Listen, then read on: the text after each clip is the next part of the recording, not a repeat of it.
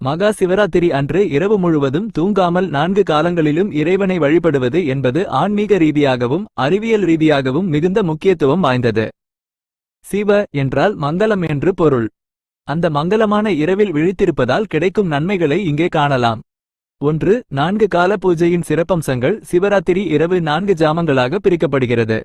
ஒவ்வொரு காலத்திலும் இறைவனை வழிபடுவதால் தனித்தனி பலன்கள் கிட்டும். முதல் காலம் பஞ்சபூதங்களில் ஒன்றான மண் தத்துவத்தை குறிக்கும்.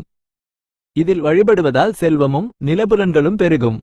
இரண்டாம் காலம் நீர் தத்துவத்தை குறிக்கும். மன அமைதி மற்றும் குடும்ப ஒற்றுமை கிட்டும். மூன்றாம் காலம் நெருப்பு தத்துவத்தை குறிக்கும். தீய எண்ணங்கள் அழிந்து அறிவுத்திறன் மேம்படும். நான்காம் காலம் காற்று தத்துவத்தை குறிக்கும்.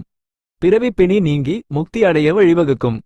2. ஆன்மீக பயன்கள். பாவ விமோசனம். தெரிந்தே செய்த பாவங்கள் மட்டுமன்றி தெரியாமல் செய்த பாவங்களும் நீங்கும் என்பது ஐதீகம். இறை உணர்வு. இரவு முழுவதும் விழித்திருந்து ஓம் நமசிவாய மந்திரத்தை உச்சரிப்பது மனதை ஒருமுகப்படுத்தி ஆன்ம பலத்தை அதிகரிக்கும்.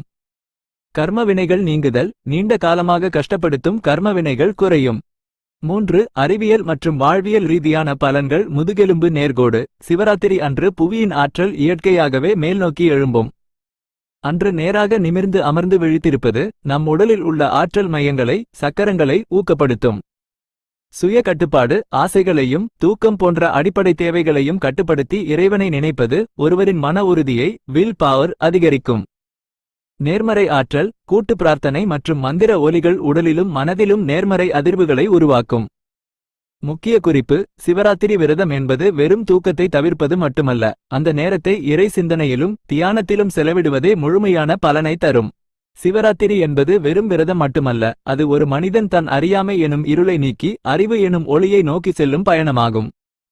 1. 4 கால அபிஷேகங்களும் அதன் நுணுக்கமான பலன்களும். ஒவ்வொரு ஜாமத்திலும் இறைவனுக்கு செய்யப்படும் அபிஷேக பொருட்களுக்கு பின்னால் ஒரு தத்துவம் ஒளிந்துள்ளது.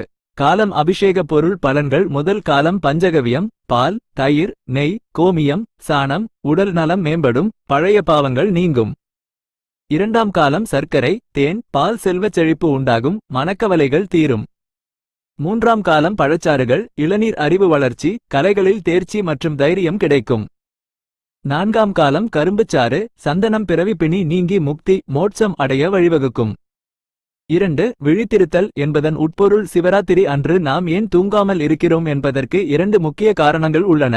புலன் அடக்கம். தூக்கம் என்பது ஒரு வகை மயக்க நிலை. விழித்திருப்பது என்பது விழிப்புணர்வோடு இருப்பது அவேர்னஸ். ஐம்புலன்களையும் கட்டுப்படுத்தி மனதை அலைபாய விடாமல் இறைவனிடம் ஒப்படைப்பதே உண்மையான விழிப்பு. பிரபஞ்ச ஆற்றல். சிவராத்திரி அன்று பூமியின்